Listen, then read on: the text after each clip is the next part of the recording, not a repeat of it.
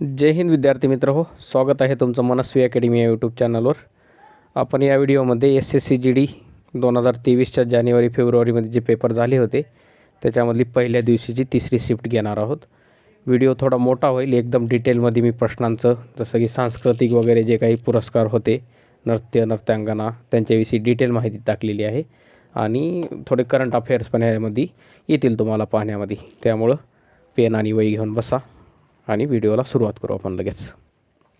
त्या अगोदर पहिला पार्ट 1 आणि 2 बघितला नसेल तर पाहून घ्या, त्यामध्ये आपण पार्ट 1 आणि 2चे एक्सप्लेनेशन केलेलं आहे आणि हे सर्व प्रश्न मी हिंदीचे मराठीमध्ये ट्रान्सलेट करून पूर्ण त्याचं विश्लेषण दिलेलं आहे, जे तुमचा पुढच्या 2024च्या GDला नक्कीच कामाला पडेल। चला तर मग प्रश्न क्रमांक पहिला बघू। 25 जून 2015ला डॅश डॅश ही योजना लॉन्च करण्यात आली, जिचा उद्देश वर्ष 2022पर्यंत शहरी क्षेत्रांमध्ये सर्वांसाठी आवास उपलब्ध करून देणे आहे। तर या प्रश्नाचं उत्तर आहे पर्याय क्रमांक 2, पंतप्रधान आवास योजना शहरी किंवा प्रधानमंत्री आवास योजना असं म्हणू शकता। आता आवास नावावरून तुम्हाला लक्षात येईल, आवास म्हणजे जिथं रहिवास वगैरे आपला असतो त्या गोष्टीला आवास किंवा घर म्हणतात। घर बांधणीसाठीची ही योजना आहे थोडक्यात सांगायचं म्हणजे। आता तुम्ही थोडं काळजीपूर्वक पाहिलं तर पहिल्या ऑप्शनमध्ये जागतिक आहे। जर भारतात शहरी भागामध्ये आवास योजना राबवायची असेल तर जागतिक नाव देतील काय त्याला, यावरून पहिला पर्याय कट होतो।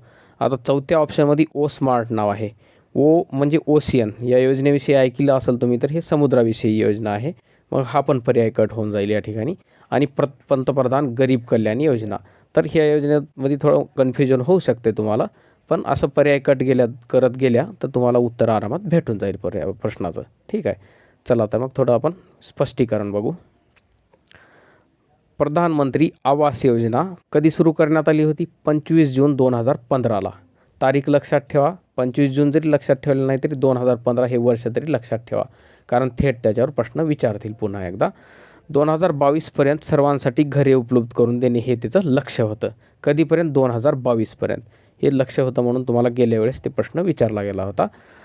तर आता यावरून एक गोष्ट लक्षात ठेवा की ज्या योजनांचे लक्ष 2023 किंवा 2024 आहेत, आता 2025 पण ॲड करा त्याच्यामध्ये, पण सध्या तरी मोस्ट इम्पॉर्टंट योजना जसं की समजा हर घर जल योजना, तिथं 2024पर्यंत कंप्लीट करायचे उद्दिष्ट आहे। मग त्या योजनांविषयी परिपूर्ण माहिती काढल्या तुम्ही तर तुम्हाला नक्कीच त्याचा फायदा होईल, तेच प्रश्न विचारले जातील। पुढं काय सांगितलं आहे? समतल प्रदेशामध्ये किती हजार रुपये दिले जात होते किंवा किती लाख रुपये दिले जात होते घर बांधणीसाठी? समतल म्हणजे एकदम पठारी प्रदेश, जिथं डोंगरदऱ्या नाहीत असा प्रदेश, त्यामध्ये 1,20,000 रुपये दिले जात होते प्रत्येक घराला बांधण्यासाठी। डोंगराळ भागामध्ये तीच रक्कम होती 1,30,000। ठीक आहे, 1.30 म्हणजे 1,30,000। नंतर त्यासोबतच ही एक योजना मी इथं ॲड केलेली आहे, ही पण लक्षात ठेवा, पुढं कधी प्रश्न पडेल तुम्हाला। प्रधानमंत्री उज्ज्वला योजना। ठीक आहे, उज्ज्वला नावावरून तुम्हाला लक्षात आलं असेल की ही गॅस विषय आहे। ठीक आहे, ज्वलन वगैरे किंवा गॅस विषय आहे, महिलांसाठी गॅस वगैरे उपलब्ध करून देणं हे त्या योजनेचा उद्देश होता। आपण बघूच लगेच, पण सुरुवात कधी करण्यात आली होती? 1 मे 2016ला। आता या योजनेविषयी ही गोष्ट विशेषतः लक्षात ठेवा तुम्ही, कारण ती कुठून सुरू करण्यात आली होती हे बऱ्याच वेळा विचारले गेलेलं आहे। तर त्याची सुरुवात झाली होती बालिया या ठिकाणून, जे उत्तर प्रदेशमध्ये आहे, आणि सुरुवातीला उद्घाटन केलं होतं आपल्या पंतप्रधान नरेंद्र मोदींनी। त्या योजनेचा उद्देश काय आहे? फ्री गॅस कनेक्शन उपलब्ध करून देणे। पुढचा प्रश्न बघू। हे फक्त पाहण्यापेक्षा तुम्ही व्यवस्थित लिहून घ्या, नोट्स काढा, त्याचा तुम्हाला 100% फायदा होईल, कारण लिहून घेतलं म्हणजे तिथंच जागेवर 75% 100% पाठ होऊन जाते। परीक्षेमध्ये जर तुम्हाला प्रश्न पडलाच ते आरामामध्ये क्लिक होऊन जाईल, लक्षात येऊन जाईल तुमच्या। प्रश्न क्रमांक 2 सांगते, खालीलपैकी कोणता देश लुसोफोनिया खेळांचा हिस्सा नाही? आता हे खेळ तुम्ही कधी ऐकले नसतील, कदाचित ऐकले असतील पण कशाविषयी आहे ते माहिती नसेल तुम्हाला। लुसोफोनिया खेळांचा हिस्सा नाही म्हणलं आहे, मग बाकीचे 3 असतील आणि 1 नसेल, तर उत्तर आहे पर्याय क्रमांक 3 जर्मनी। बाकी पोर्तुगाल, मकाऊ आणि भारत हे तिन्ही देश या लुसोफोनिया खेळाचे हिस्सा आहेत किंवा त्याच्यामध्ये सहभाग घेतात। तर लुसोफोनिया खेळ काय आहेत ते तुम्हाला सांगतो थोडक्यामध्ये। लुसोफोनिया खेळ ACOLOP, ठीक आहे, अकोलोप असं म्हणू शकता तुम्ही, नावाच्या संघटनेद्वारे आयोजित केले जातात। ही संघटना तुम्ही जरी ऐकण्यात नसेल तरी ह्याच्याविषयी प्रश्न कसा विचारला हे तुम्हाला खाली लक्षात येईल। ही संघटना ऑलिम्पिकशी संबंधित आहे, ऑलिम्पिक कमिटीचीच ही संघटना आहे, त्याच्यामुळे ह्याच्याविषयी प्रश्न विचारला। कारण आपल्या SSCला ऑलिम्पिक किंवा कोणतेही खेळ राहू द्या त्याच्याविषयी 100% प्रश्न पडतातच. मग आता डीपमध्ये विचारायचं झालं तर ते ना आजूबाजूच्या बी संघटनावर प्रश्न विचारतील. आता हे बाकी समजा पुढं जाऊन प्रश्न पडलाच दुपार तर तुम्हाला हे पण लक्षात यावं, लुसोफोनिया खेळामध्ये सहभागी होणारे देश. ठीक आहे, काही देश आहेत, तसं जवळपास सगळेच टाकलं आहे मी इथं, पण काही 1-2 नावं जे इम्पॉर्टंट नाहीत ते नाही टाकायला. मग लुसोफोनिया खेळामध्ये कोणकोणते देश सहभागी होतात? Brazil, Timor, Guyana, Bharat, Macau, Mozambique, Portugal, Sri Lanka आणि केप वर्दे एवढे देश आहेत जे लुसोफोनिया खेळामध्ये सहभाग घेतात. ठीक आहे. प्रश्न क्रमांक 3, RBIनुसार 1980च्या दशकामध्ये भारताच्या GDP, ठीक आहे, GDPमध्ये सेवा क्षेत्राचा वाटा किती टक्के होता? कोणत्या सेवा क्षेत्राचा? आता सहसा GDPचे 3 क्षेत्रामध्ये विभाजन करतात. कोणतं? एक तर प्राथमिक क्षेत्र असते ज्याच्यामध्ये आपण शेती वगैरे या गोष्टीचा समावेश करतो. ठीक आहे. नंतर दुसरं क्षेत्र म्हणजे उद्योग क्षेत्र. ठीक आहे. आणि तिसरं क्षेत्र म्हणजे सेवा क्षेत्र. मग ह्या तिन्ही क्षेत्राचा हिस्सा कोणत्या वर्षी किती होता वगैरे बऱ्याच पैकी विचारला जातो. आणि विशेषतः लक्षात ठेवा, एकतर 1951 जेव्हा आपल्याला स्वातंत्र्य भेटलं होतं ते माहिती असावं, नाही तर 1981 आणि 91. ठीक आहे, 1991 आणि सध्या 2011 विषयी एक विचारू शकतील. या 4च वर्षाचे तुम्ही पाठ केल्या तर करा. ठीक आहे.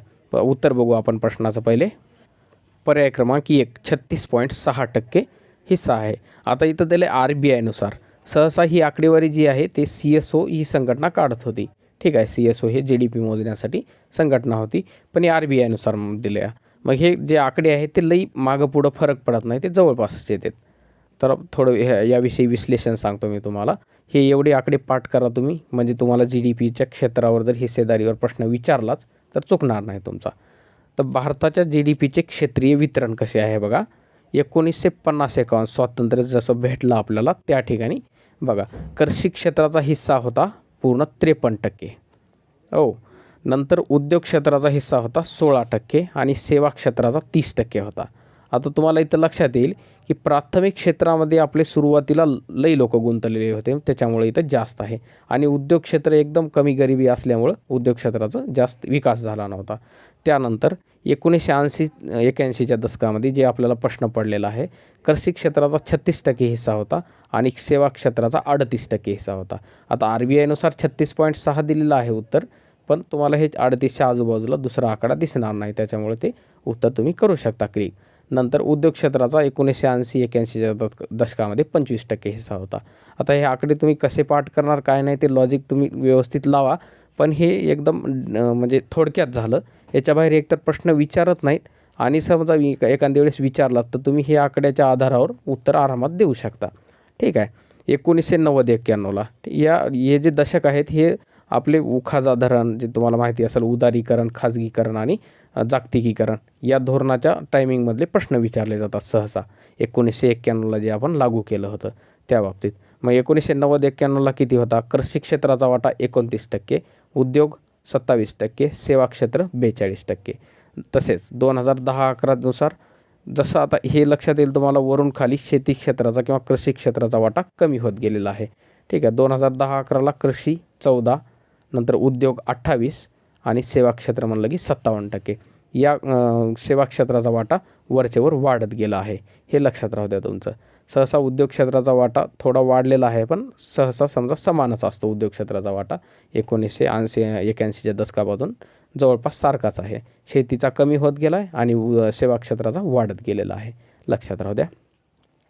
अर्थशास्त्रावरले प्रश्न टाकतेच सोपे, पण ते डेटा वगैरे सहसा वाचण्यात नसतो म्हणून तुम्हाला अवघड जात असतील तर ते अर्थशास्त्राचं व्यवस्थित करून घ्या. ते एकदम सोपे मार्क आहेत, तुम्हाला भेटून जातील आरामात. ठीक आहे. प्रश्न क्रमांक 4 काय सांगतो?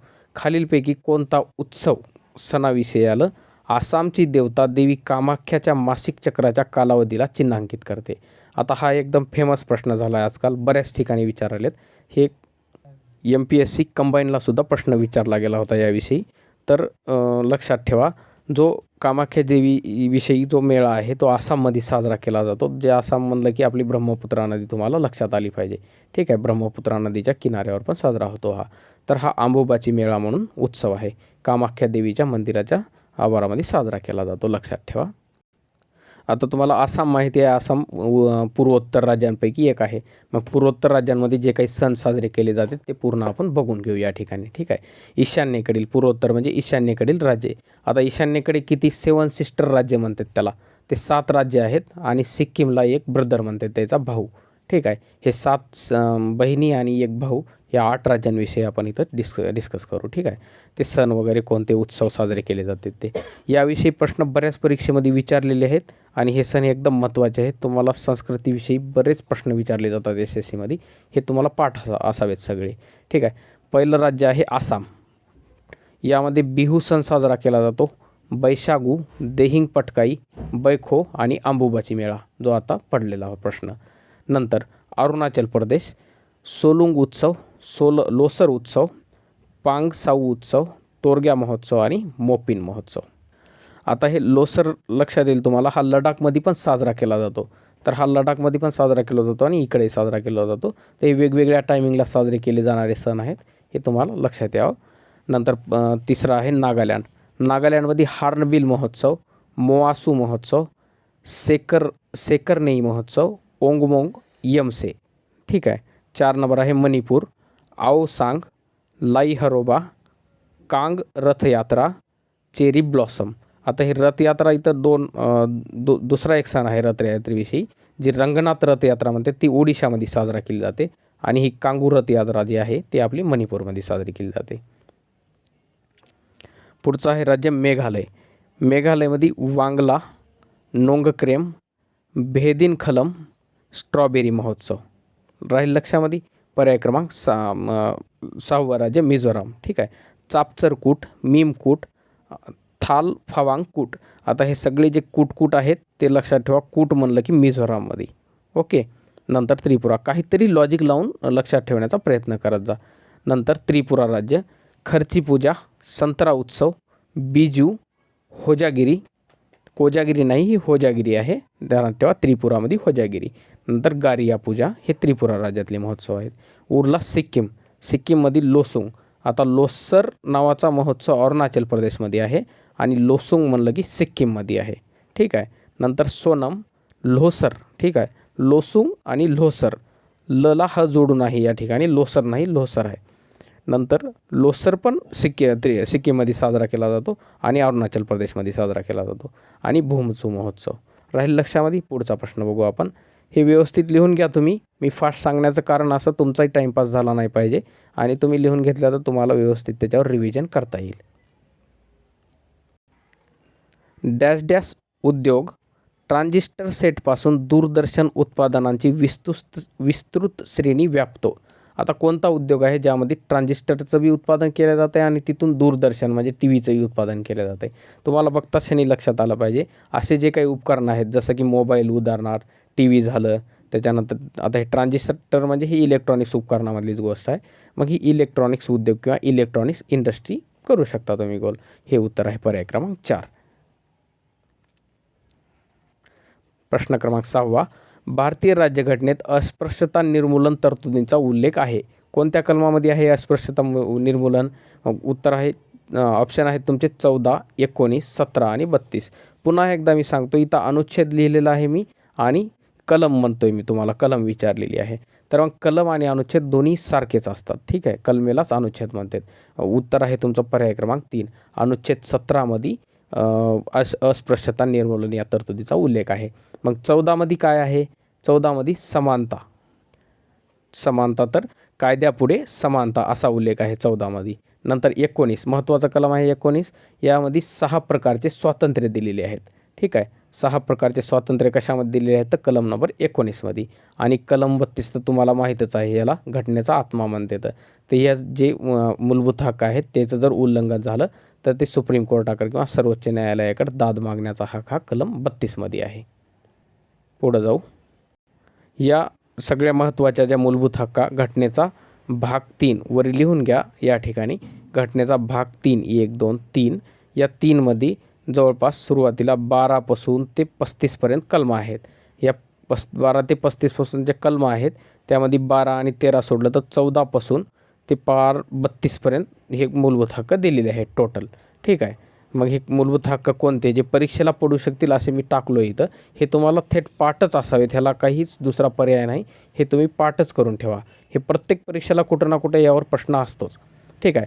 कलम 14 पहिली कायद्यापुढे समानता. कलम 15 भेदभाव करण्यास मनाई. कलम 16 संधीची समानता. संधीची समानता म्हणजे नोकऱ्यांमध्ये समान संधी उपलब्ध करून देणे. हे आपल्या राज्याचं कर्तव्य असेल किंवा देशाचं कर्तव्य असेल असं होते त्याचा अर्थ. कलम 17 आहे अस्पृश्यता नष्ट करणे. ठीक आहे, जे आपल्या प्रश्नामध्ये पडली होती. नंतर कलम 18 सांगतोय किताब नष्ट करणे. किताब किंवा पदव्या नष्ट करणे हे कलम 18 मध्ये आहे. किताब किंवा पदव्या म्हणजे कोणत्या, जसं की राव बहादूर पदवी वगैरे देत होते पहिलं, तर ते सगळं नाहीसं करण्यात आलेलं आहे कलम 18 नुसार. कलम 19 काय सांगतो, स्वातंत्र्याचा हक्क. किती स्वातंत्र्य आहेत त्यामध्ये 6 प्रकारचे. कोणकोणते आहेत तर थोडक्यात 1-2 सांगतो तुम्हाला. तर विचार किंवा भाषण व अभिव्यक्ती याचे स्वातंत्र्य, म्हणजे कोणी आपल्याला जे मनात आहे ते बोलू शकते गोष्टी, किंवा म्हणजे दुसऱ्याला काही त्रास न होता, किंवा आपलं मनातले विचार व्यक्त करू शकते. त्यानंतर मुक्त भारतामध्ये कुठंही मुक्त संचार करण्याचे स्वातंत्र्य, किंवा कुठं स्थायिक होण्याचे स्वातंत्र्य, कोणता व्यवसाय करण्याचं स्वातंत्र्य, हे किंवा संघटना स्थापन करण्याचं स्वातंत्र्य, हे सगळे 19 मध्ये नमूद केलेले आहेत हे स्वातंत्र्याचे हक्क. कलम 20 काय सांगतो, अपराध्याबद्दलच्या दोषसिद्धीबाबतचे संरक्षण. नंतर कलम 21 काय सांगतो, जीवित व व्यक्तिगत स्वातंत्र्याचे हक्क.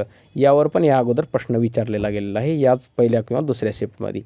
नंतर कलम 21A. आता 21 नंतर 21A कलम आहे. ठीक आहे, हा शिक्षणाचा हक्क आहे. नंतर कलम 22 सांगते अटक व स्थानबद्धता यापासून संरक्षण. कलम 23 सांगते माणसांचा अपव्यापार व बैठबिगारी यास मनाई. ठीक आहे, इथं पुढं लिहिलं नसेल मी, पण माणसांचा अपव्यापार किंवा बैठबिगारी जी होती त्याला मनाई करते कलम 23.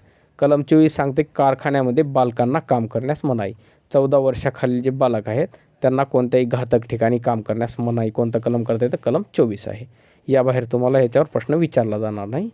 ठीक आहे, एवढं पाठ करून घ्या.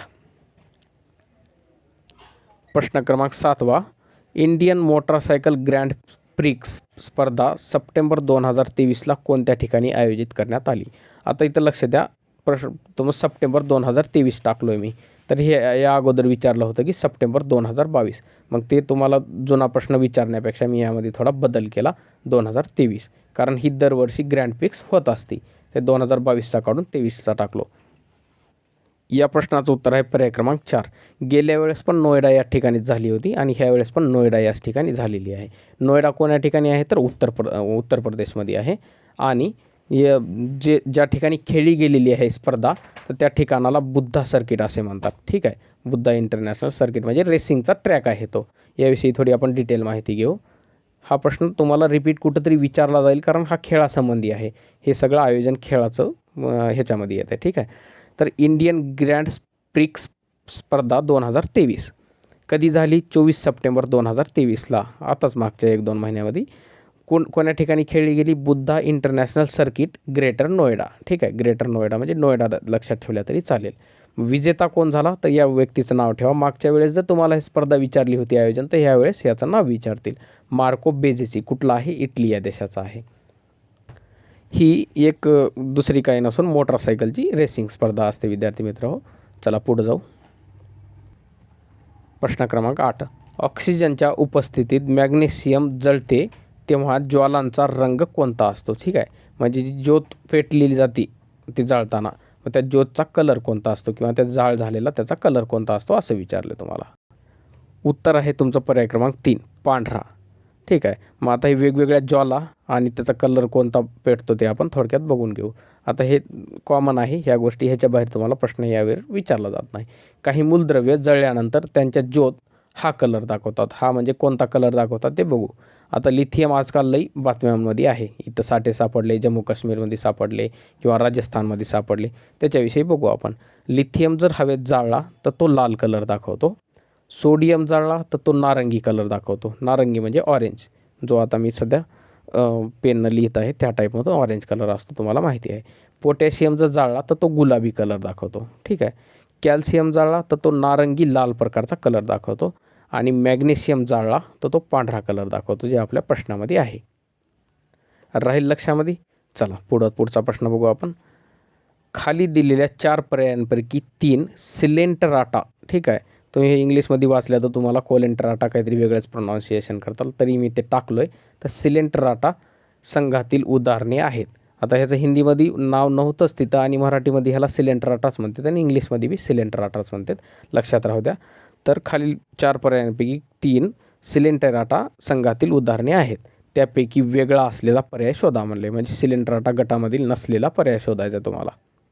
तर याचं उत्तर आहे पर्याय क्रमांक 3 लिव्हर फ्लूक हा पर्याय आहे. बाकी तिन्ही बी ब्रेन कोरल, त्यालाच प्रवाळ म्हणता आपण मराठीमधून, सी ॲनिमोन आपण मराठीमधून समुद्रफूल म्हणता, आणि हायड्रा माहिती आहे तुम्हाला. हे तिन्ही सिलेंटराटा गटामधील आहेत. तर हे सिलेंटराटा काय भानगड आहे थोडक्यात सांगतो तुम्हाला. तर प्राण्यांचं वर्गीकरण जर आपण केल्या कण्यांच्या आधारावर, तर ते एक पाठीचा कणा असलेले किंवा नसलेले अशा प्रकारामध्ये वर्गीकरण होत आहे त्याचं. मग त्याच्यानुसार आपण थोडी माहिती घेऊ. पाठीच्या कण्याच्या अस्तित्वानुसार प्राण्यांचे वर्गीकरण किती गटात केलं जाते? 2 गटामध्ये केलं जाते, लक्षात ठेवा. एक असतात अपृष्ठवंशीय आणि दुसरे साहजिकच तुम्हाला लक्षात येईल की दुसरे पृष्ठवंशीय असतात. ठीक आहे. मग आपण या ठिकाणी फक्त अस्पृष्ठवंशीय याविषयी माहिती घेणार आहोत. पृष्ठवंशीयविषयी पुढं कुठं प्रश्न आला तर त्याविषयी माहिती देईन मी तुम्हाला. आणि हे अस्पृष्ठवंशीय हे जास्त प्राणी आहेत, ह्याच्यावर जास्त प्रश्न विचारले जातात. तर अस्पृष्ठवंशीय म्हणजे कोणते? ज्याला पाठीचा कणा नाही असे प्राणी. ठीक आहे. मग ह्यालाच दुसरं नाव आहे असमपृष्ठरज्जू प्राणी. यांचं वर्गीकरण 10 संघामध्ये समावेश होते किंवा वर्गीकरण केलं जातं ह्याचं. तर कोणकोणते ते 10 संघ खाली आणि त्यांच्यामध्ये कोणत्या प्राण्यांचा समावेश होतो ते लिहून घ्या. हे सगळे NCERT स्टेट बोर्डमधले उदाहरणं आहेत. हे याच्या बाहेर तुम्हाला प्रश्न जाणार नाही यावर. तर पहिला गट आहे प्रोटोझोआ. ठीक आहे. प्रोटोझोआमध्ये अमिबा, युग्लिना, एंटामिबा, ॲमिबा आणि एंटामिबा तुम्ही लक्षात ठेवू शकता जोडून. नंतर प्लाझ्मोडियम, पॅरामेशियम आणि ट्रिपॅनोसोमा हे प्रोटोझोआ या गटामध्ये येतात, या संघामध्ये येतात. नंतर 2 नंबरचा आहे पोरिफेरा. पोरिफेरामध्ये स्पंज, सायकॉन, युस्पॉन्जिया, हायलोनिमा, युप्लेक्टेला आणि स्पॉन्जिला. ठीक आहे. इथं टिंबद्यावरी स्पॉन्जिला, स्पॉच्यावरी. हे तुम्हाला थोडं जास्त डिटेल वाटत असेल, पण विज्ञानचा अभ्यास तुम्ही कितीतरी जास्त केला तरी तुम्हाला तर जास्तच मार्क मिळवून देणारा विषय आहे. प्रत्येक परीक्षेमध्ये यावर प्रश्न एकदम डीपमध्ये विचारला जातो. नंतर चौथा आहे गट सिलेंटराटा. सिलेंटराटामध्ये कशात समावेश होतो? हायड्रा, जेलीफिश, त्यालाच आपण ऑरेलिया असं म्हणतो. ठीक आहे. जेलीफिश ध्यानात ठेवा, हे नाव विचारले जाणार नाहीत, ऑरेलिया. नंतर प्रवाळ, सी ॲनिमोन, फायलेसिया, ॲबेलिया आणि या ॲबेलियाला सीफर म्हणतात. नंतर वेलेला हे प्राणी येतात सिलेंटराटामध्ये. आपला प्रश्न याच गटावर होता. ब्रेन कोरल, सी ॲनिमोन आणि 4 नंबरला हायड्रा हे सगळे याच गटामध्ये येते सिलेंटराटामध्ये. आपण पुढं जाऊ. गट नंबर पुढचा प्लॅटी हेल्मेंथेस. यामध्ये येतात लिव्हर फ्लूक, प्लॅनारिया, पट्टकृमी, त्यालाच आपण टेपवर्म असं पण म्हणतो. दुसरा गट आहे नेमॅथेल्मेंथिस. ठीक आहे. नेमॅथेल्मेंथिस यामध्ये येतात प्राणी ॲस्कॅरिस, पिनवर्म, अँटोरोबियस, लोआ, हुकवर्म, फिपवर्म, फायलेरिया. ठीक आहे. ह्याला वर्म म्हणू शकता तुम्ही, फायलेरिया वर्मच असतात. जेवढे काही वर्म आहेत हे सगळे नेमॅथेल्मेंथिसमध्ये येतात. ठीक आहे. नंतर आहे ॲनिलिडा. आता ॲनिलिडा म्हणजे जसं की गांडूळ वगैरे तुम्हाला लक्षात येईल ते तसं लांब अशा प्रकारचे असतात, तसे प्राणी सगळे ॲनिलिडामध्ये येतात. गांडूळ, नंतर नेरिस आणि लीच म्हणजे आपला जळू प्राणी असतो. अँथ्रोपोडा. ठीक आहे. अँथ्रोपोडा असं नाव आहे त्याचं, माफ करा, आर्थ्रोपोडा असं लिहू शकता तुम्ही. काढा आणि पुढं जसं असं आर्थ्रोपोडा. ठीक आहे. आर्थ्रोपोडा असं नाव लिहा. यामध्ये सगळे कीटक टाईप प्राणी किंवा समजा ज्याला 3 पायाच्या लाईन आहेत असे प्राणी असते. तर इकडून 3 तुम्हाला लक्षात येईल प्राणी बघितल्याच्या नंतर. हा सगळ्यात महत्त्वाचा गट आहे, तुम्ही ह्या काळजीपूर्वक बघा. खेकडा, विंचू, डास, झुरळ, गोचिड, मुंगी, फुलपाखरू, नाकतोडा, पेसा, गोम, कोळी आणि सिल्वरफिश हे सगळे आर्थ्रोपोडामध्ये येतात. नंतर असतो मोलुस्का. मोलुस्का म्हणजे आपल्या गोगलगाईसारखे प्राणी. थोडक्यात मोलुस्कामध्ये कोणते प्राणी येतात? पायला, ऑक्टोपस, गोगलगाय, सिम्पले, सेपिया, ऑयस्टर, लोलिगो, नॉटिलस आणि कालव. आता यामधले तुम्हाला आणखी महत्त्वाचे वाटत असतील तर तेवढेच लिहून घेऊ शकता तुम्ही, पण मी तुम्हाला सल्ला देईल की पूर्णच्या पूर्ण लिहून घ्या. हे काही अति डिटेल नाही, यामधले मी काही वगळून टाकलो त्यामध्ये जे महत्त्वाचे आहेत. चला पुढचे गट बघू आपण. इकायनोडर्माटा, तारा मासा, brittle star, sea cucumber, sea urchin हे इकायनोडर्माटामध्ये येतात. नंतर आहे हेमिकॉर्डाटा. हेमिकॉर्डाटामध्ये बॅलेनोग्लॉसस आणि सॅक्लोग्लॉसस हे ग्लॉससवाले सगळे हेमिकॉर्डाटामध्ये येतात. तर हे तुमचं समपृष्ठरज्जू प्राण्याचं वर्गीकरण आहे टोटल डिटेलमध्ये. पुढचा प्रश्न बघू. प्रश्न क्रमांक 10. स्वामी दयानंद सरस्वती यांनी डॅश डॅश ही संघटना स्थापन केली होती, ज्यामध्ये हिंदू धर्म सुधारण्याचा प्रयत्न केला. तुम्हाला स्वामी दयानंद सरस्वती म्हणलं की लगेच खटकन लक्षात आलं पाहिजे. त्यांनी कोणती संघटना स्थापन केली होती? आर्य समाज. पर्याय क्रमांक 4 हे उत्तर असेल तुमचं. आता इथं 2 गोष्टीविषयी बोलण्यात आलेलं आहे. एक व्यक्ती आहेत स्वामी दयानंद सरस्वती आणि दुसरा आर्य समाज. तुम्हाला दोन्हीविषयी थोडं डिटेलमध्ये सांगतो मी व्यवस्थित. तर आर्य समाज स्थापना कधी झाली होती? 10 एप्रिल 1875. फक्त 1875 जरी ध्यानात ठेवल्या तरी तुम्ही काय हरकत नाही. कोण्या ठिकाणी झाली होती? मुंबई या ठिकाणी. नंतर त्यांचं लक्ष किंवा ध्येय किंवा त्यांची विचारसरणी कशी होती बघा. वेदांना पुनर्जीवित करणे, जे आपले वेद होते पूर्वाचे ग्रंथ त्यांना पुनर्जीवित करणे. नंतर आंतरजातीय विवाह, विधवा पुनर्विवाह, महिला सशक्तीकरण आणि बालविवाहाला विरोध केला त्यांनी. ठीक आहे. महिला सशक्तीकरण करण्याचा प्रयत्न केला, आंतरजातीय विवाह लावण्याचे प्रयत्न केले, विधवा पुनर्विवाहाचा प्रयत्न केला आणि महिलाच्या बालविवाहाला विरोध केला त्यांनी. ठीक आहे. कार्यकर्ते कोण कोण होते हे सगळ्यात महत्त्वाची गोष्ट आहे. तिन्ही कार्यकर्ते एकदम तुम्ही लक्षात ठेवा. लाला हंसराज, अजित सिंह आणि लाला लजपत राय हे एकदम स्टार मार्क करून लक्षात ठेवा. बाकी स्वामी दयानंद सरस्वती तर माहितीच आहेत तुम्हाला. लाला हंसराज, अजित सिंह आणि लाला लजपत राय.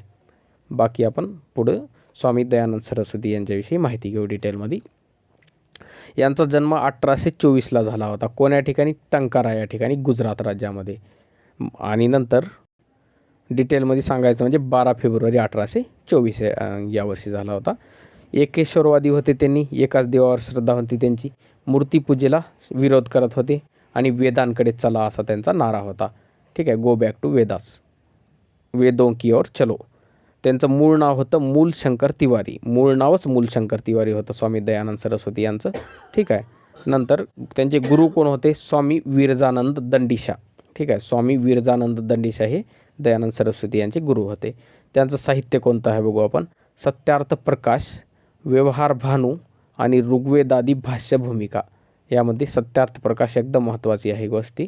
हे साहित्य प्रकार त्यांनी किंवा हे साहित्य पुस्तक त्यांचे होते. ठीक आहे. मृत्यू कधी झाला तर 30 ऑक्टोबर 1883ला. लक्षात ठेवा. पुढं जाऊ आपण. भारतामध्ये रेडिओ प्रसारण 1923मध्ये डॅश डॅशद्वारा सुरू केले गेले. उत्तर आहे तुमचं पर्याय क्रमांक 2, रेडिओ क्लब ऑफ बॉम्बे. तर आता ह्याचं नाव थोडं वेगळं होतं पण ते बॉम्बेचाच क्लब होता, त्याच्यामुळे रेडिओ क्लब ऑफ बॉम्बे असं त्याला म्हणतात. ठीक आहे. याविषयी थोडक्यात माहिती सांगतो तुम्हाला. तर बॉम्बे प्रेसिडेन्सी रेडिओ क्लब असं नाव होतं त्यांचं. त्यालाच रेडिओ क्लब ऑफ बॉम्बे असंही म्हणत होते. भारतामध्ये रेडिओ प्रसारण सुरू करणारे भारताचे पहिले स्टेशन म्हणून गणले जाते ते. कोणतं? Bombay presidency radio club. पहिल्यांदा सुरुवात केली होती त्यांनी प्रसारणाची. नंतर प्रसारण सुरू कधी झालं? 1923ला. आकाशवाणीची स्थापना कधी झाली? ते 1927ला. ठीक आहे. ह्या गोष्टी सोबत तुम्ही लक्षात ठेवा. आकाशवाणी याच्यावर थोडं करंटमध्ये न्यूज चालू आहे, त्यामुळे त्याच्यावर आता प्रश्न विचारू शकते तुम्हाला. आकाशवाणीची स्थापना 1927. नामकरण 1936ला ऑल इंडिया रेडिओ AIR, जो सध्या नामकरण आहे त्याचं, ते 1936ला करण्यात आलं ऑल इंडिया रेडिओ असं. आणि जयचंद मोटवानी हे त्याचे संस्थापकांपैकी एक होते किंवा मेन संस्थापकच होते. राहील लक्षामध्ये? ठीक आहे. पुढं जाऊ आपण. खालीलपैकी कोणत्या गुप्त राजाला, गुप्त सम्राटाविषयी प्रश्न आहे, त्याच्या सैन्य उपलब्धतेमुळे भारताचा नेपोलियन म्हटले जाते? भारताचा नेपोलियन म्हणलं की तुम्हाला लक्षात आलं पाहिजे समुद्रगुप्त. पर्याय क्रमांक 3 हे उत्तर असेल तुमचं. ठीक आहे. कशाविषयी बोललं आहे? गुप्त साम्राज्याविषयी किंवा गुप्त राज्याविषयी. मग आपण गुप्त साम्राज्य जेवढं आहे तेवढं पूर्ण डिटेलमध्ये बघून घेऊ, म्हणजे तुम्हाला प्रश्न चुकणारच नाही. प्रश्न पडतोच कशावर? एक तर मौर्य साम्राज्य, नाहीतर गुप्त साम्राज्य, नाहीतर हर्षवर्धन वगैरे असे काही राज्य. तर हे डिटेलमध्ये तुम्ही एकदा करून घ्या. ठीक आहे. गुप्त राजवंश कसा होता सुरुवातीपासून बघू. संस्थापक कोण होता गुप्त साम्राज्याचा किंवा गुप्त राजवंशाचा? श्रीगुप्त होता. आणि श्रीगुप्त नंतर त्याचा उत्तराधिकारी झाला घटोत्कच. ठीक आहे. मग प्रथम महान सम्राट कोण होता गुप्त राजवंशाचा? चंद्रगुप्त प्रथम. हे चंद्रगुप्त मौर्य नाही बरं का, लक्षात ठेवा. चंद्रगुप्त प्रथम हा दुसरा राजा आहे, वेगळा आहे. ठीक आहे. मग प्रथम महान सम्राट गुप्त राजवंशाचा चंद्रगुप्त प्रथम होता. तुम्हाला प्रश्न विचारतील की महाराजाधिराज पदवी धारण कोण केली होती? चंद्रगुप्त प्रथमनंच पहिल्यांदा केली होती. आणि गुप्त संवत पण ह्यानं सुरुवात केली होती. जसं आपली शक संवत वगैरे असती तसं ही गुप्त संवत होती, ती चंद्रगुप्त प्रथम यांनी सुरू केली होती. पुढं जाऊ आपण.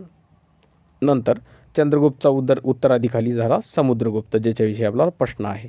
आर्यवर्तातील 9 आणि दक्षिणेकडील 12 शासकांना पराजित केले होते. ठीक आहे. ही एवढं सैन्य होतं त्याच्याकडे की हे एवढ्या जणांना हरवलं होतं त्यानं. आर्यवर्तातील म्हणजे उत्तरेकडील 9 राज्य, दक्षिणेकडील 12 राज्य, या सगळ्या हासिलीमुळे त्याला भारत का नेपोलियन म्हणतात, भारताचा नेपोलियन. ठीक आहे. त्याला इतर पदव्या कोणत्या होत्या समुद्रगुप्ताला?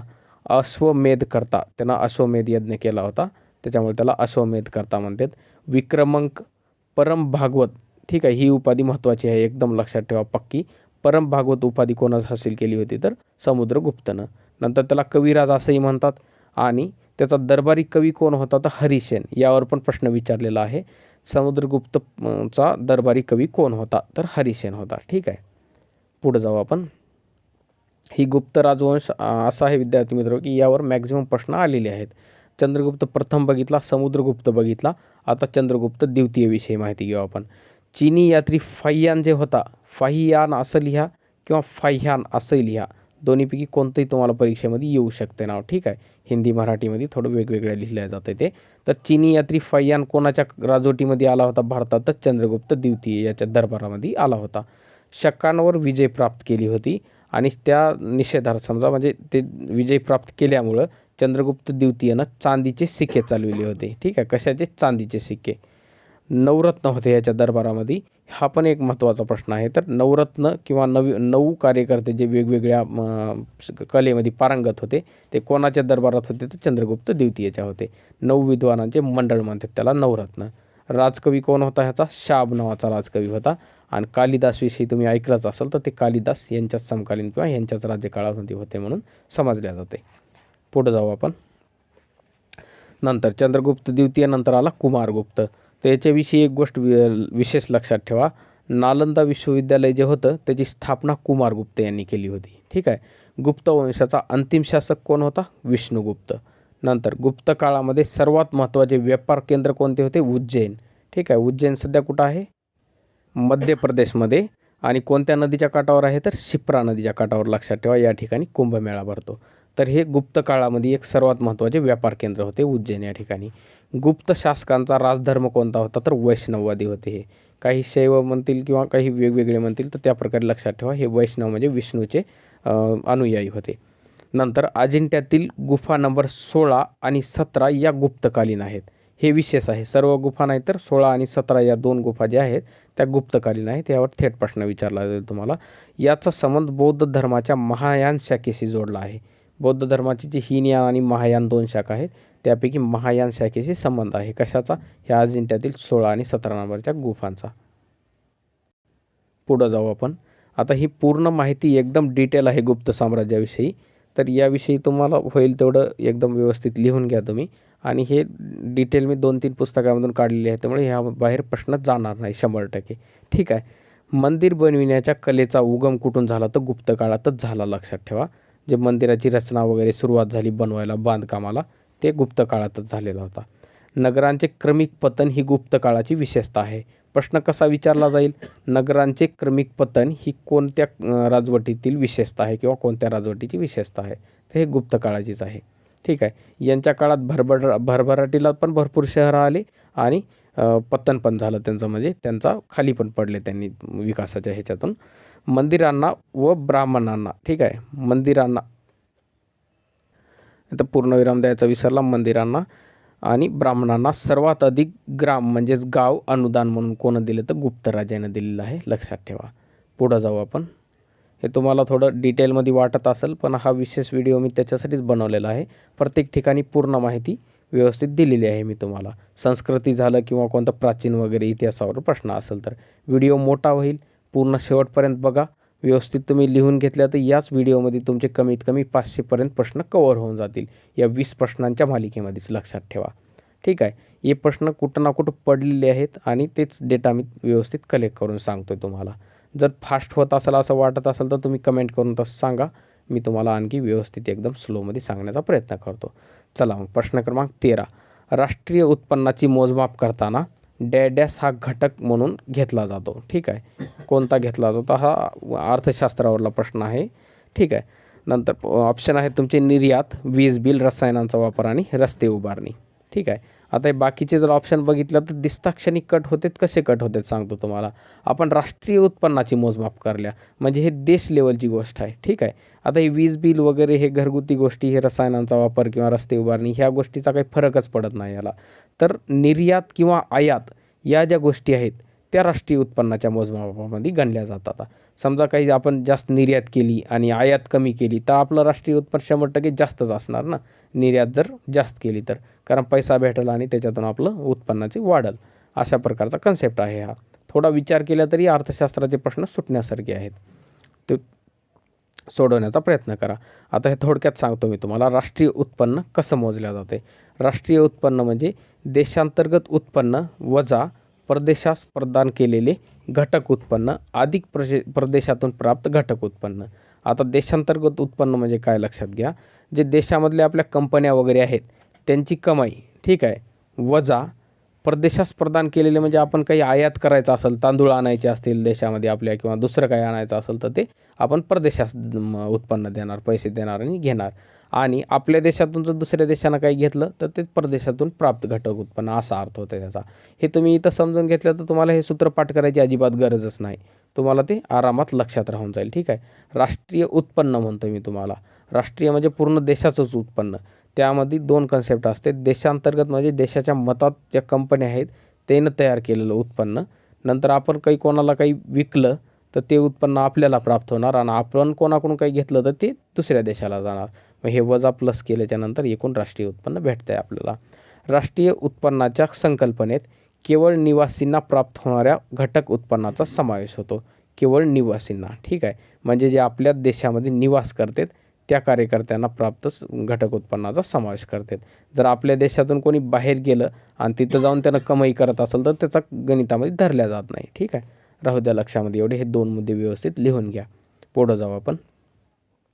आता मी अर्थशास्त्रावर मी तुम्हाला डिटेलमध्ये सांगितलं असतो माहिती, पण जे प्रश्न पडलेले आहेत ते थोडक्यात पडलेले आहेत आणि मी तुम्हाला थोडक्यात पॉईंट सांगले तर ते तुम्हाला सोपे जातील किंवा प्रश्न सुटायला अवघड जाणार नाही. प्रश्न काय आहे. प्रश्न क्रमांक 14. 2018मध्ये भरतनाट्यमसाठी संगीत अकादमी पुरस्कार कोणी जिंकला. ठीक आहे. 2018चं विचारलं आहे. आपला पेपर होता 2023च्या जानेवारी-फेब्रुवारीमध्ये. ठीक आहे. 2018पर्यंत म्हणजे संगीत नाटक अकॅडमीचं तुम्ही कुठलंही केलं आणि कसंही केलं तर ते वाया जाणार नाही. कोणताही कार्यकर्ता दिसला की त्याचं नृत्य कोणत्या कलेशी संबंधित आहे ते बघायचं. तर या प्रश्नाचं उत्तर आहे पर्याय क्रमांक 1 राधा श्रीधर. आता 2018चा विचारला तर मग 19 लॉजिक कसं आहे. 2022मध्ये जे पुरस्कार प्रदान करण्यात आले होते ते जवळपास 2019 नंतर 2020 आणि 2021 या 3 वर्षाचे एकदाच पुरस्कार प्रदान करण्यात आले होते. त्यामुळे त्यांनी 1 वर्ष मागं जाऊन विचारलं असेल. तर आपण ह्या 4ही वर्षाचे कोणते कोणते पुरस्कार दिले होते संगीत नाटक अकॅडमीनं ते डिटेलमध्ये मांडून दिलं आहे मी. तुम्ही एवढे जर पाठ केले तर तुम्हाला आरामात प्रश्न सुटून जाईल. बाकी मग करंटशी रिलेटेड जे येतील ते मी पुढे तुम्हाला सांगतच चालणार आहे. तर संगीत नाटक अकॅडमी पुरस्कार बघू आपण. भरतनाट्यम हे मार्क करून घ्या. तुम्हाला सहसा तर प्रश्न असाच विचारला जातो की जयलक्ष्मी ईश्वर किंवा राधा श्रीधर हे कोणत्या शास्त्रीय नृत्याशी संबंधित आहेत. तर भरतनाट्यमशी संबंधित कोणकोणते आहेत पुरस्कार विजेते. 2018चा राधा श्रीधरला दिला होता हा प्रश्न आहे आपला. नंतर 2019चा वसुंधरा दोरास्वामी. ठीक आहे. वसुंधरा दोरास्वामी. 2020चा मीनाक्षी चित्तरंजन. 2021चा जयलक्ष्मी ईश्वर. दुसरं आहे छऊ नृत्य. आता हे अर्धशास्त्रीय नृत्य आहे पण याविषयी प्रश्न विचारले जाऊ शकतात. 2018चं 100% विचारणार नाहीत असं वाटतंय मला, पण 2019, 20 आणि 21चं मात्र पाठ करून घ्या तुम्ही. तर 18चं कोण आहे. तपन कुमार पटनायक. ठीक आहे. 2019चं ब्रजेंद्र कुमार पटनायक. 2020चा त्रिलोचन मोहंता. ठीक आहे. नंतर 2021चा भुवन कुमार. आता इथं थोडक्यात सांगाल मी तुम्हाला. हे पटनायक वगैरे जे आहेत तुम्हाला ओडिशाचे पंतप्रधान आपलं मुख्यमंत्र्याच्या नावावरून लक्षात येईल ते तिथले होते पटनायक पहिले. तर छाऊ नृत्य कुठलं आहे? पश्चिम बंगाल झालं, त्याच्यानंतर ओडिशा झालं, ते त्या साईडचं आहे. त्याच्यामुळे पटनायक म्हणलं की तुम्हाला छाऊ नृत्य लक्षात आलं पाहिजे. ठीक आहे, पुढं जाऊ आपण. हे सगळे नाटक अकॅडमीने दिलेले पुरस्कार आहेत, त्यामुळे हे एकदम महत्त्वाचे, अतिमहत्त्वाचे आहेत तुमच्यासाठी. कथक कुठलं आहे? उत्तर प्रदेशचं शास्त्रीय नृत्य आहे. त्याचे पुरस्कार बघू आपण. 2018ला मौलिक शाह आणि इशिरा पारिक. 2019ला राघवराज भट्ट आणि मंगला भट्ट. 2020ला कुमकुम धार. 2021चा श्यामा भाटे. कथकलीविषयी, कथकली केरळचं शास्त्रीय नृत्य आहे. 2017चा मादंबी सुब्रमण्यम नंबूदिरी. 2019चा कोट्टक्कल नंदकुमारन नायर. ठीक आहे. 2021चा इंचकट्टू रामचंद्रन पिल्लई. पुढं जाऊ. व्यवस्थित लिहून घ्या. हे पुरस्कार एकदम अतिमहत्त्वाचे आहेत. पुन्हा पुन्हा सांगतोय मी, कारण संस्कृती किंवा हे संगीत नाटक अकॅडमीला धरून लई प्रश्न विचारले जातात SSCमध्ये. कुचिपुडी शास्त्रीय नृत्य कुठलं आहे? आंध्र प्रदेशचं. त्याचे पुरस्कार बघू आपण. 2018चा पशुमूर्ती रामलिंग शास्त्री. म्हणजे तुम्ही इथं लक्षात काय ठेवायचे, तर कुचिपुडीशी रिलेटेड किंवा कुचिपुडी शास्त्रीय नृत्याशी संबंधित नावं. ठीक आहे. पशुमूर्ती रामलीला शास्त्री, रामलिंग शास्त्री. 2019चा मंजू बारगावे. 2020 पशुमूर्ती विठ्ठल आणि भारती विठ्ठल. 2021चा एन शैलजा. मणिपूरचं शास्त्रीय नृत्य आहे. 18चा अखम लक्ष्मी देवी. 20चा श्रुती बंडोपाध्याय. 2019चा ठोकचोम इबेमुखी देवी. ठीक आहे. हे तुम्ही 2018, 19, 20 जरी ध्यानात ठेवणार गेल्या तरी हे नावं ध्यानात ठेवा आणि हे कोणत्या नृत्याशी रिलेटेड आहे तेवढं ध्यानात ठेवा. ह्याच्यावरून तुमचा आरामात प्रश्न सुटून जाईल. पुढं जाऊ आपण. मोहिनीअट्टम पुन्हा एकदा केरळचं शास्त्रीय नृत्य. 2018चा गोपिका वर्मा. 19चा निर्मला पन्नीकर आणि 20चा नीना प्रसाद. ओडिशीविषयी 18चा सुरूपा सेन. 2019चा सुतपा तालुकदार. 20चा रवींद्र अतिबुद्धी. सत्रिया नृत्य जे आसामचं आहे. 2018चा तनकेश्वर बोरबायन. 19चा रंजूमणी सैकिया. नंतर 2021चे संगीत नाटक अकॅडमी पुरस्कार विजेते बघून घेऊ आपण. जयालक्ष्मी ईश्वर भरतनाट्यमसाठी. भुवनकुमार छाऊ नृत्यासाठी. श्यामा भाटे कथक नृत्यासाठी. इंचकटू रामचंद्रन पिल्लई कथकली. एन शैलजा कुचिपुडी. IMP करून ठेवा, स्टार मार्क करून ठेवा. एन शैलजा कुचिपुडीसाठी. ठोकचोम इबेमुबी देवी. ठीक आहे. ठोकचोम इबेमुबी देवी मणिपूरचं. हे नावावरून तुम्हाला लक्षात येऊन जाईल आरामामध्ये. नीना प्रसाद मोहिनीअट्टम. लाईन रक्षामध्ये. ठीक आहे. जाऊ पुढं आपण. इतर बी हे पण नावं ध्यानात ठेवा. हे संगीत नाटक अकॅडमीचे नावं पुन्हा मी याच्यासाठी सांगतो. हे करंट म्हणजे चालू घडामोडीमध्ये आलेले नावं आहेत. हे आजकाल जे न्यूजमध्ये होते ते मी तिथून घेतलेले आहेत, त्याच्यामुळे हे IMP पडू शकतात. ठीक आहे. कलमंडलम गिरिजा. ठीक आहे. कलामंडलम असं आहे ते. कलामंडलम हिंदीमधून नाव आहे. आपण तुम्हाला हे ऐकलं असेल तुम्ही, कलामंडलम. ठीक आहे. कलामंडलम अशा प्रकारचं असते, ते नावापुढे लावतात. तर कलामंडलम गिरिजा कोण आहेत? कुटियाट्टम. तर हे मोहिनीअट्टमचा प्रकारचा आहे तिथला, तो कुटियाट्टम या नृत्याशी संबंधित आहेत. कलामंडलम गिरिजा.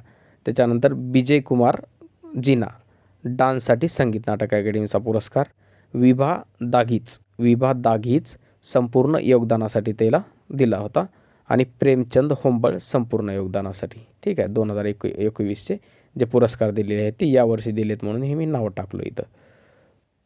पुढचा प्रश्न आहे, भारतीय राज्यघटनेचे कोणते कलम निवडणुकांबाबतचे अधीक्षण, निर्देशन आणि नियंत्रण याविषयी माहिती देते?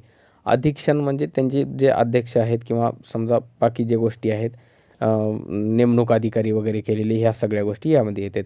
निर्देशन म्हणजे पूर्ण त्याचं दिशानिर्देशन करणं किंवा त्याचा कायदे वगैरे ठरवून देणं, या गोष्टी. आणि नियंत्रण माहितीच आहे तुम्हाला. तर निवडणुकाविषयी कलम कोणता आहे? पर्याय क्रमांक 1 324. 324 म्हणलं की डोळे झाकून गोल करायचं निवडणूक आयोग. ठीक आहे. निवडणुका किंवा निवडणूक आयोगाविषयी कलम 324 आहे. आता घटनेमध्ये निवडणूक आयोगाविषयी ज्या काही तरतुदी आहेत त्या आपण बघू डिटेलमध्ये. तर निवडणूक हा कोणत्या भागामध्ये आहे घटनेच्या? तर 15 भागामध्ये आहे. ठीक आहे. घटनेचा भाग 15 आणि कलम 324 329पर्यंत निवडणूक आयोगाविषयी किंवा निवडणुकाबाबतचं सगळं त्याच्यामध्ये आहे. तर या 2-3 कलमा सांगतो मी तुम्हाला. कलम 324 काय आहे? निवडणुकांबाबतचे अधीक्षण, निर्देशन व नियंत्रण निवडणूक आयोगाच्या ठायी निहित करणे असा उल्लेख आहे त्याचा.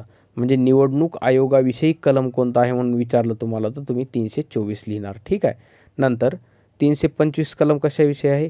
कोणतीही व्यक्ती धर्म, वंश, जात किंवा लिंग या कारणावरून मतदान यादीत समाविष्ट होण्यास अपात्र असणार नाही. आलं का लक्षामध्ये? तर हे आपण जे म्हणता की नाही 18 वर्ष प्लस जे आहेत त्यांना मतदानाचा अधिकार आहे, तर त्याविषयी भेदभाव करण्यास मनाई हे ह्या कलमामध्ये आहे. ठीक आहे. भारताचा प्रत्येक प्रौढ नागरिकाचं नाव मतदान यादीमध्ये असेल किंवा त्यांना मतदान करू शकेल ते हे 325 कलमामध्ये आपण हे करू शकता, म्हणजे भेदभाव वगैरे न करता त्याचा अधिकार मिळू शकता. आता लक्ष द्या, ज्या लोकसभा आणि राज्यसभांच्या विधानसभा होतात त्या निवडणुका प्रौढ मताधिकाराच्या आधारे होतील. हे नमूद जे आहे जे कायदा आहे ते 326 या कलमामध्ये नमूद केलेलं आहे.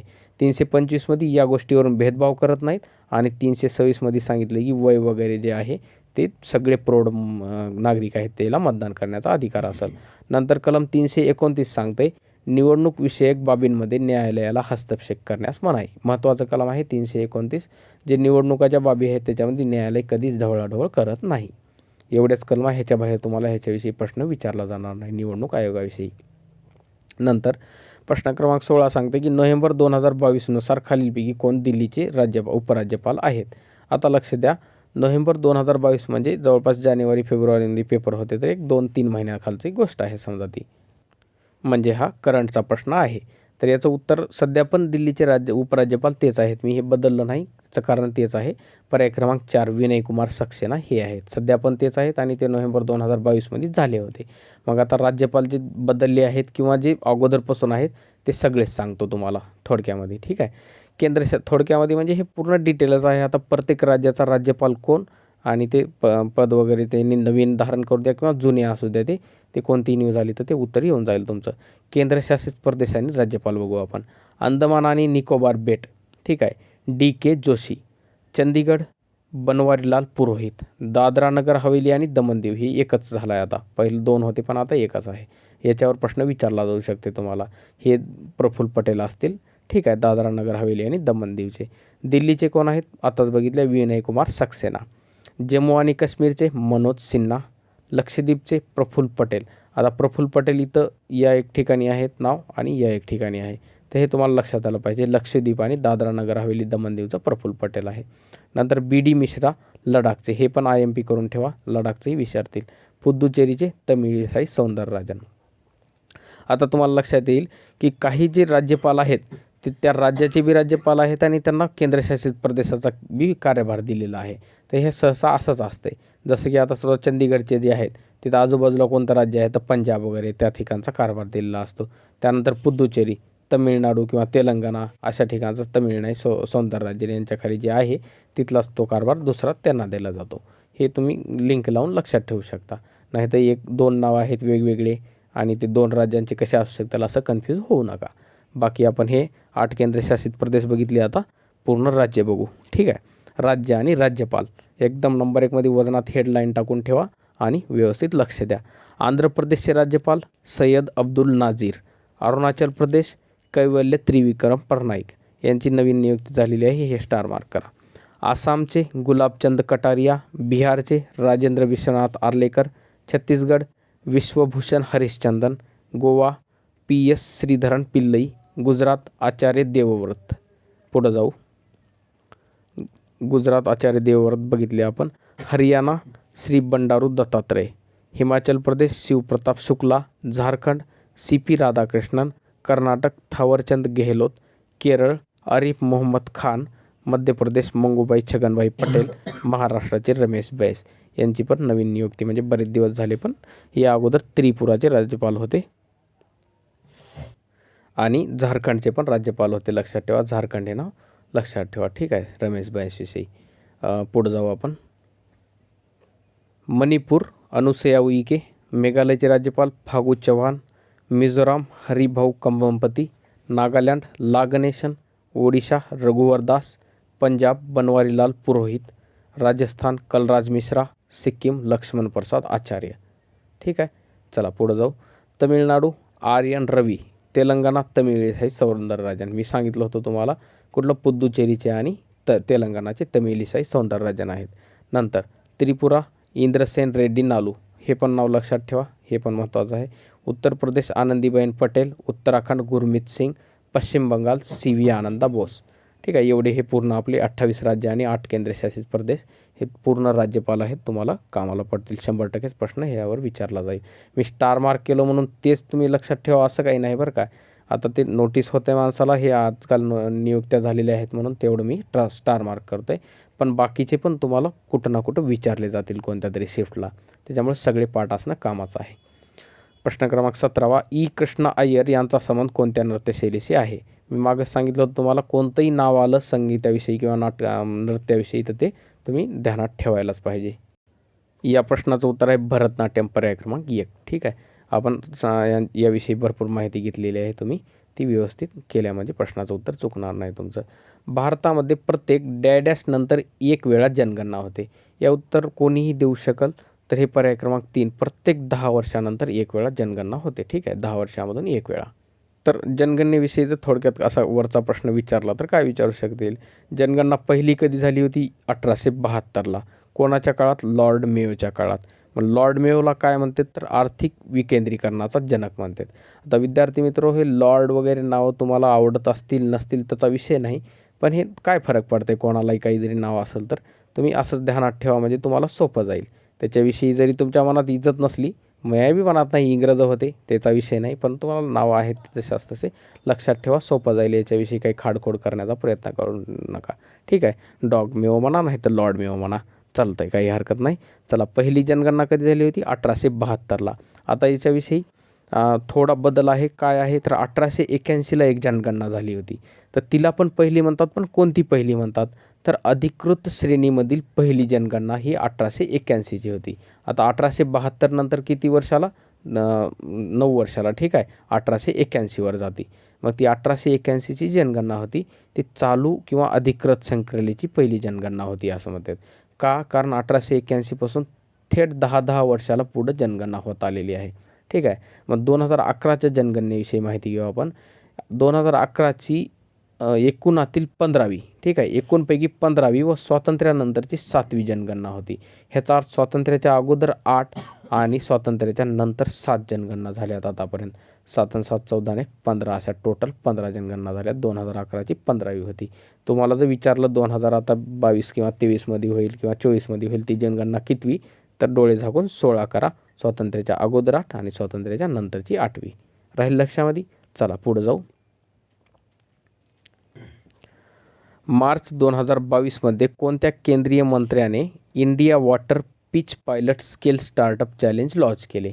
कोणतं? ह्याचं नाव असंच आहे, ह्याला हिंदीमध्ये ट्रान्सलेटसुद्धा केलं नाही त्यांनी आणि हे इंग्लिशमधूनच दिलेलं आहे, त्याच्यामुळे मी जशास तसं टाकलो. India water pitch pilot scale startup. या प्रश्नाचं उत्तर आहे विद्यार्थी मित्र पर्याय क्रमांक 1. आता असे प्रश्न तुम्ही सोडवणार कसे थोडक्यात सांगतो तुम्हाला.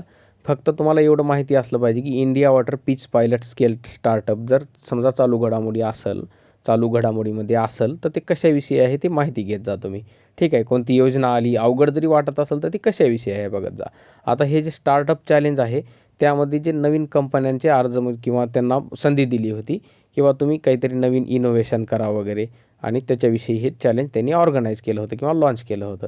मग ते चॅलेंज कशाविषयी होतं? ते स्मार्ट सिटीज ज्या आहेत किंवा शहरांचं स्मार्टकरण करणार होते त्यांनी, त्याच्याविषयी होती ती. ठीक आहे, मग शहरी भागामध्ये जर तसं करणार असेल तर ते मंत्रालय कोणतं आहे? मग असा लॉजिक लावून तुम्ही लक्षात ठेवू शकता. आता थोडक्यात सांगतो तुम्हाला. हरदीप सिंग पुरी यांच्याकडे 2 मंत्रालयाचा कारभार आहे. कोणता? केंद्रीय गृहनिर्माण आणि शहरी व्यवहार मंत्रालय आणि पेट्रोलियम आणि नैसर्गिक वायू मंत्रालय. तर आता शहरी व्यवहार मंत्रालय ह्या नात्यानं त्याचं लॉन्च करण्याचं मौका भेटला होता किंवा त्यांनी लॉन्च केलं होतं. ठीक आहे, मग त्यामुळे हे हरदीप सिंग पुरी असं उत्तर आहे. मग ते मंत्री आणि ते मंत्रालय या गोष्टी पण तुम्हाला पाठ असाव्यात, म्हणजे तुम्हाला ती योजना कोणत्या मंत्रालयात आहे हे लक्षात येऊन जाईल किंवा ती योजना कोणत्या मंत्र्यानं उद्घाटन केलं किंवा लॉन्च केलं हे येऊन जाईल तुम्हाला. ठीक आहे, पुढचा प्रश्न बघू आपण. शेवटचा प्रश्न आहे शिफ्ट 3 मधला. डॅश हा वाहत्या पाण्याला ओलांडण्यासाठी एक अडथळा आहे जो प्रवाहात अडथळा आणून त्याला निर्देशित करतो किंवा थांबवतो, अनेकदा जलाशय किंवा तलाव बंदिस्त करतो. आता हे थोडक्यात लॉजिकली सांगायचं म्हणजे एखादी बांध घातला कुठं कोणत्या पाण्याला तर त्याला काय म्हणतात म्हणून विचारलं आहे. तुम्ही डोळे झाकून उत्तर लिहू शकता. पर्याय क्रमांक 3 धरण.